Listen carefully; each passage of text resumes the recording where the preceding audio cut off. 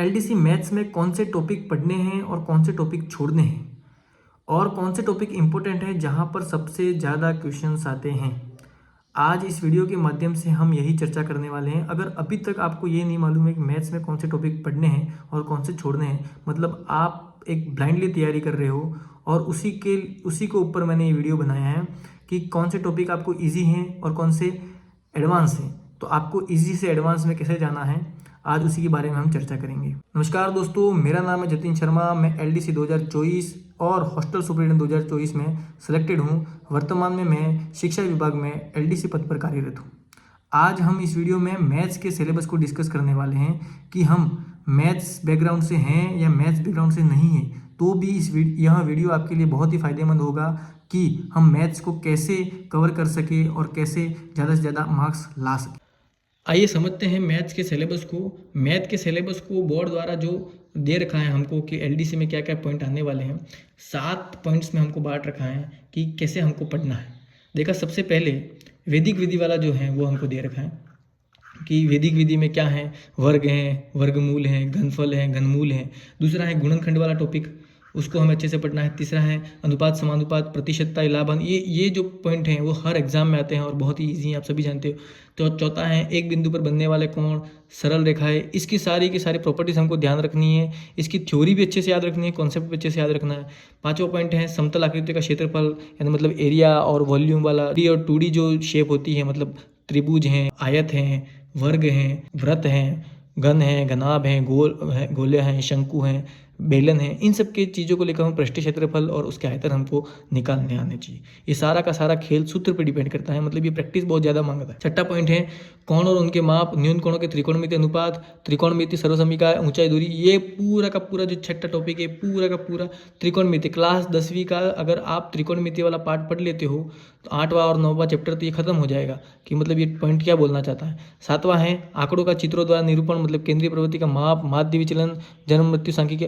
पूरा का पूरा स्टैटिक्स इसके ऊपर डिपेंड करता है। मीन मोड मीडियन निकालने आपको आने चाहिए, केंद्रीय प्रवृत्ति के माप मतलब, और ये माध्य विचलन वाला फॉर्मूला है। उसके बाद जन्म मृत्यु सांख्यिकी, सूचकांक, इसका बारे में हमको पढ़ना है।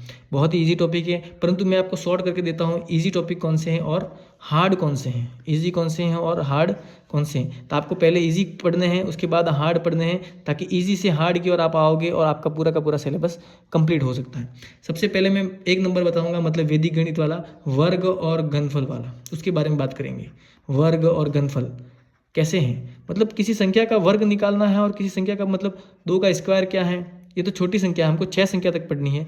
2 का स्क्वायर क्या है, 6 का स्क्वायर क्या है, घनफल क्या है, क्यूब क्या है, मतलब इसका, ये सारी चीज़ें हमको। अब इसके कुछ सूत्र भी हैं, जैसे कि सूत्र निकिलम जो है उसके बारे में, अगर आप इनके सूत्रों को नहीं पढ़ते और इसके बारे में बहुत ज़्यादा प्रैक्टिस करते हो अगर, तो आपको सूत्र की जरूरत भी नहीं पड़ेगी और डायरेक्ट ऑप्शन से होगा। परंतु होगा कैसे, प्रैक्टिस से। ये वाला पूरा चैप्टर प्रैक्टिस के ऊपर डिपेंड करता है, तो आप समझ गए होंगे। उसके बाद मैं बताऊंगा गुणनखंड, बहुपद की गुणनखंड, समीकरण, उसके बाद 2 चरों वाले समीकरण, द्विघात समीकरण और लघुगणक।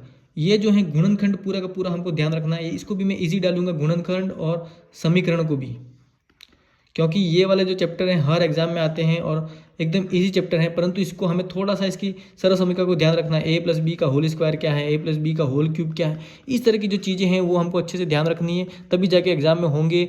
थोड़ी बहुत लैंग्वेजेबल क्वेश्चन भी आते हैं, कभी घुमा फिरा के आते हैं, तो हमको ये प्रैक्टिस से इसके भी क्वेश्चन होंगे। उसके बाद है समीकरण। समीकरण में मतलब x और y वाला 2 मान आता है, उसमें इसके x का मान निकालो या y का मान निकालो। किसी प्रकार से 2 समीकरण आ गई तो हमको 2 चरों वाले समीकरण आ गई तो उसको दोनों के मान निकालने कैसे, एलिमिनेशन मेथड आपको आना चाहिए, सब्स्टिट्यूशन मेथड आना चाहिए। ये सारी चीज़ें हमको सीखनी है। द्विघात मतलब क्वाड्रेटिक क्या है, उसके बारे में हम सीखनी है। उसके बाद जो लॉगरिथम है, लघुगणक, ये थोड़ा सा हर बच्चे को हार्ड लगता है, क्योंकि हर एग्जाम में नहीं आता और हर बच्चा इसको नहीं पढ़ पाता, क्योंकि जो मैथ बैकग्राउंड का नहीं है उसको लॉग समझ में आना ईजी नहीं है। कुछ फॉर्मूलाज हैं, 10 फॉर्मूलाज है, 10-11 फॉर्मूला है, उसको हम ध्यान रखेंगे तो भी हो सकता है। परंतु जब क्वेश्चन आता है तो इसको हम नहीं कर पाते, क्योंकि ये थोड़ा सा क्रिटिकल है, तो इसको मैं हार्ड में डालूंगा। परंतु आप पहले इन सब की प्रैक्टिस करें और अपने पास अच्छा टाइम रहे तो लॉग की ओर जाना है।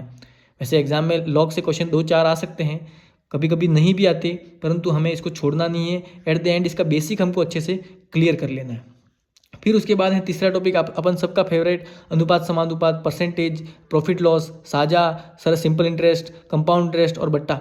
ये डेली लाइफ में आने वाले क्वेश्चन है, मतलब हर एग्जाम में ये आते हैं, चाहे तुम पुलिस कांस्टेबल दे दो, पटवारी दे दो, वीडियो दे दो, किसी भी एग्जाम में यह नहीं आए ऐसा नहीं है। ये बेसिक है और ये तो आपको अच्छे से आना चाहिए। और यहाँ आप मैथ बैकग्राउंड के हो या नहीं हो, ये क्वेश्चन तो आपने कभी ना कभी जीवन में हमेशा सॉल्व किए होंगे, तभी मतलब इसको मैं ईजी में ही डालना चाहूँगा कि पॉइंट नंबर जो 3 है अनुपात समानुपात, उसको मैं ईजी वाले में ही डालूंगा।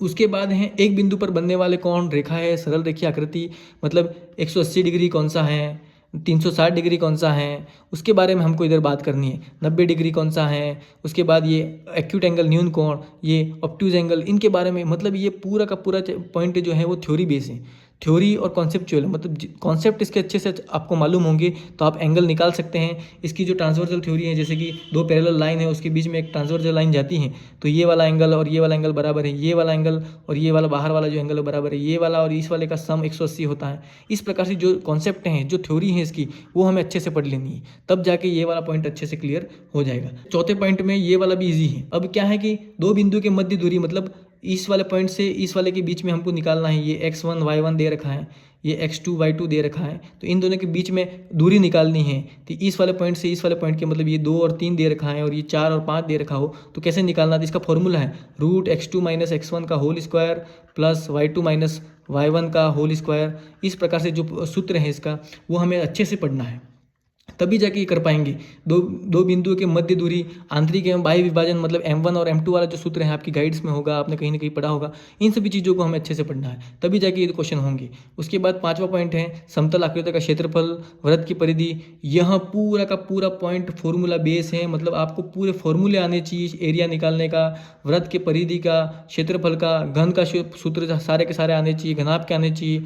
इस जो भी 2D और डायग्राम और 3D डायग्राम के सारे जो सूत्र हैं, इसके पृष्ठीय क्षेत्रफल, वक्र पृष्ठीय क्षेत्रफल, आयतन निकालने के जो सूत्र हैं, वो हमें अच्छे से याद होने चाहिए, तभी जाके ये वाला पॉइंट अच्छे से क्लियर होगा। उसके बाद है छठा पॉइंट, ये तो मैंने पहले ही बोल रखा है कि पूरा का पूरा ट्रिग्नोमेट्री पर डिपेंड करता है, त्रिकोणमिति पर डिपेंड करता है। त्रिकोणमिति अनुपात क्या होते हैं, मतलब साइन कोस, टेन कोस, सेक कोस, जो भी हैं उसको अच्छे से पढ़ना है। न्यून कोण क्या होते हैं, कोण उनके माप, मतलब ये थीटा क्या होता है, इसके बारे में अच्छे से हमको ध्यान रखना है। ऊंचाई एवं दूरी, ये वाला भी चैप्टर क्लास 10th का 9वां चैप्टर है, उसको अच्छे से पढ़ लो। क्लास 10वीं का 9वां चैप्टर, क्लास 10वीं का 8वां चैप्टर, 8 और 9 चैप्टर ही पूरा ट्रिग्नोमेट्री और ऊंचाई दूरी वाला पूरा इसके ऊपर ही डिपेंड करता है। उसके बाद ये वाला जो है स्टैटिक्स, मतलब मीन मोड मीडियन निकालने आने चाहिए, एवरेज निकालना आपको आना चाहिए, सूचकांक निकालना आना चाहिए। ये सारे इस पॉइंट को थोड़ा सा हार्ड डाल सकते हैं क्योंकि इसकी कैलकुलेशन थोड़ी लंबी जाती है। बाकी सब तो मैं ईजी मानूंगा, सिर्फ लॉग को थोड़ा हार्ड मान सकता हूं मैं, 7वें पॉइंट को हार्ड मान सकता हूं। अगर आपके मैथ बैकग्राउंड के नहीं हो तो आपको ट्रिग्नोमेट्री थोड़ी हार्ड लग सकती है। बाकी सारे के सारे एक ऐसे पॉइंट हैं कि अगर आप डेली प्रैक्टिस करो तो आप अच्छे से इसको पढ़ सकते हो। बाकी एट द एंड मैंने आपको पूरी की पूरी स्ट्रेटेजी बता दी है और एट द एंड यही बोलना चाहूँगा कि पहले इन सभी चीज़ों का बेसिक क्लियर करो और रोज़ 20 से 40 क्वेश्चन लगाओ। वीक टॉपिक पर ध्यान दो, मतलब जो आपको कमज़ोर लगते हैं उसको बार बार प्रैक्टिस करो और उसके ज़्यादा से ज़्यादा क्वेश्चन अटेंड करने की कोशिश करो। PYQs मतलब प्रीवियस ईयर क्वेश्चंस को ज़्यादा से ज़्यादा देखो, क्योंकि प्रीवियस ईयर क्वेश्चन ही बहुत सी बार रिपीट हो जाते हैं। और टेस्ट लगाओ ज़्यादा से ज़्यादा, जितना टाइम मिले उतने टेस्ट लगाओ, मैथ के हर टॉपिक के टेस्ट लगाओ, तभी जाके ये सारी चीज़ें अच्छे से होंगी।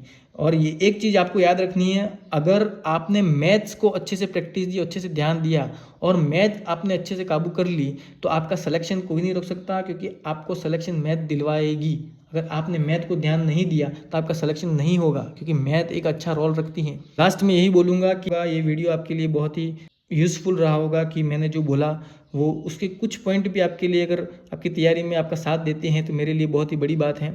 अगर आपको ये वीडियो अच्छा लगा हो तो इसको लाइक करो, अगर चैनल पर नए हो तो चैनल को सब्सक्राइब करो, अपने दोस्तों के साथ शेयर करो और हमारे साथ जुड़े रहो, क्योंकि मैं स्टेप बाय स्टेप हर नए वीडियो में आपके लिए कुछ न कुछ लेके ज़रूर आऊँगा।